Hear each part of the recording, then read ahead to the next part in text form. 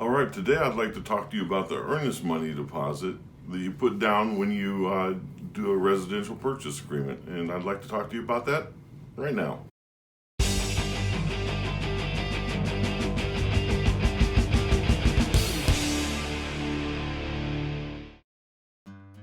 All right, let's talk about the earnest money deposit.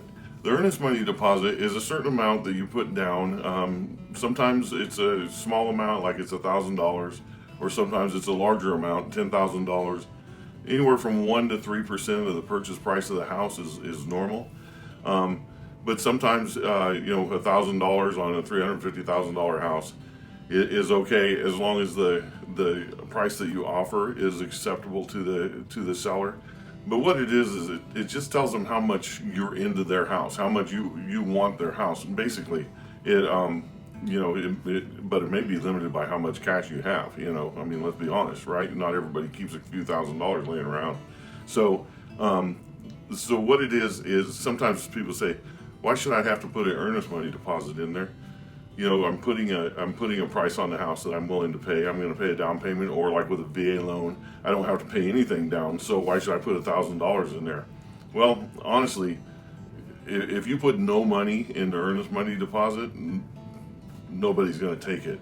Even though, as like a VA loan, you're probably going to get that $1,000 back. But the thing is they just want to know, you're into it. You're willing to buy the ring, I guess it would be the way to put it is, and especially if they have another offer that has a decent earnest money deposit, and all of the terms being the same, you have no earnest money deposit, or you have a very small one, your offer is just going to look less attractive, and so you want to look as attractive as you can to the seller, and so like on a VA loan. Yeah, you're going to get that back, but to them, it means something to you. Now, there's like 14 ways to get that earnest money deposit back before you, if you want to back out of that deal. Say you find something bad about the house that you're just not willing to accept, whether they've offered to fix it or not.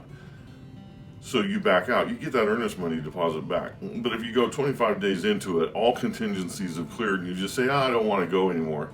Well, honestly, the earnest money deposit it probably makes up for the difference in the price of that house now. Sometimes the market's going down, and the earnest money deposit doesn't even make up for that.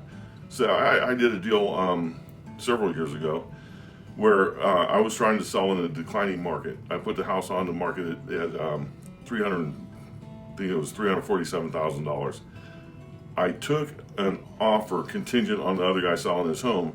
The earnest money deposit wasn't good, and then this guy never sold his home. I finally dumped out of that about 45 days into it.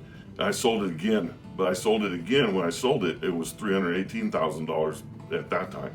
So I lost a little bit of money. I lost way more than the earnest money deposit would have been, and I didn't even gank his earnest money deposit from him, though I thought he was not dealing in good faith. So the earnest money deposit is for that, to make sure if you're not dealing in good faith that the seller has something to go back on. Sometimes it's a inclining market. It's a market that's going up, and they end up making money off the fact that you bounced out. But for the most part, it's just wanting to let them know that you believe in this.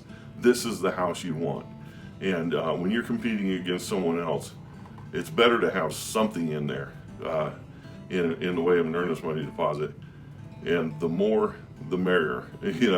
Even though, like I said, there's a million ways to get it back, you just want them to know, hey, this is how much I'm in your house, this is how much I want it, so let's do this. All right, thanks, have a great day, bye.